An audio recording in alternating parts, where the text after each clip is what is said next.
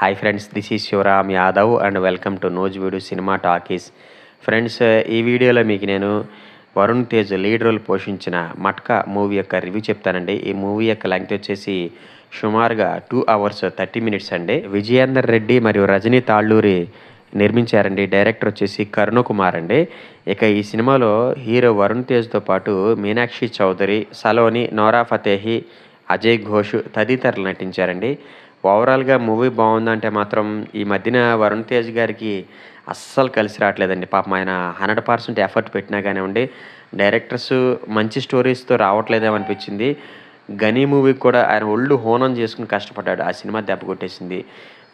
Valmiki movie just average అనిపించింది, ఆ సినిమాలో కూడా తన పెర్ఫార్మెన్స్తో ప్యాకాడేశాడు.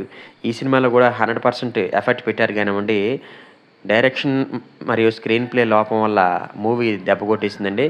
ఏదేమైనా సరే ముందైనా సరే వరుణ్ తేజ్కి మంచి హిట్ మూవీ పడాలని చెప్పేసి మనస్ఫూర్తిగా కోరుకుంటున్నానండి.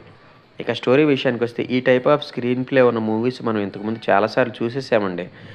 హీరో ఏమాత్రం జీరో మనీతో అడుగు పెడతాం, అక్కడి నుంచి ఒక్కోటి దాటుకుంటా అలా ముందుకెళ్ళిపోవటం, తర్వాత పైకొచ్చేసి ఇండస్ట్రీని ఏలేయటం, ప్రపంచాన్ని ఏలేద్దాం అనటం.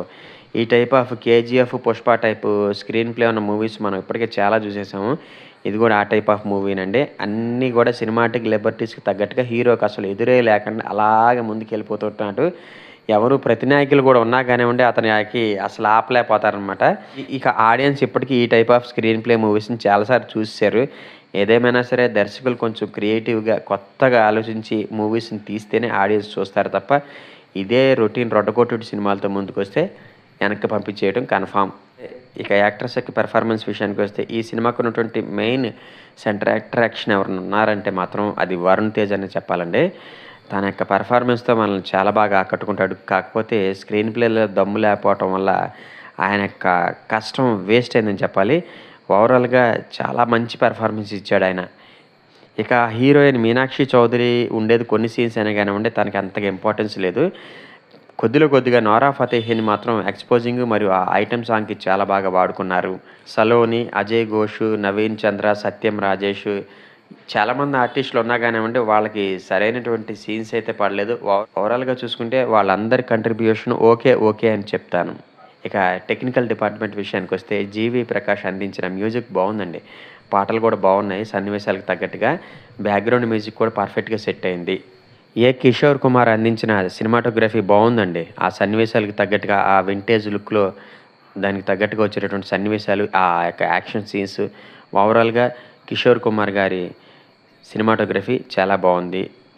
కార్తిక్ శ్రీనివాస్ గారి ఎడిటింగ్ బాగుందా అంటే మాత్రం పర్లేదు, కాకపోతే కత్తెరకి ఇంకొంచెం పని పెట్టుంటే బాగుండేది అనిపించింది. ఓవరాల్గా డైరెక్టర్ కరుణ్ కుమార్ గారు స్క్రీన్ ప్లే ఇంకొంచెం బెటర్గా ఇచ్చి ఎడిటింగ్ కూడా పర్ఫెక్ట్గా కుదురుంటే మాత్రం మూవీ ఖచ్చితంగా హిట్ అయ్యేదేమో అనిపించింది. ఈ సినిమాకి నేను ఇచ్చే రేటింగ్ వచ్చేసి 2.5 అండి. నా ప్రజెంటేషన్ కనుక మీకు నచ్చినట్లయితే ఈ వీడియోని లైక్ చేయండి, షేర్ చేయండి. మీ ఫ్రెండ్స్ అండ్ ఫ్యామిలీ మెంబర్స్ చేత కూడా మన యూట్యూబ్ ఛానల్ కొంచెం సబ్స్క్రైబ్ చేయించండి.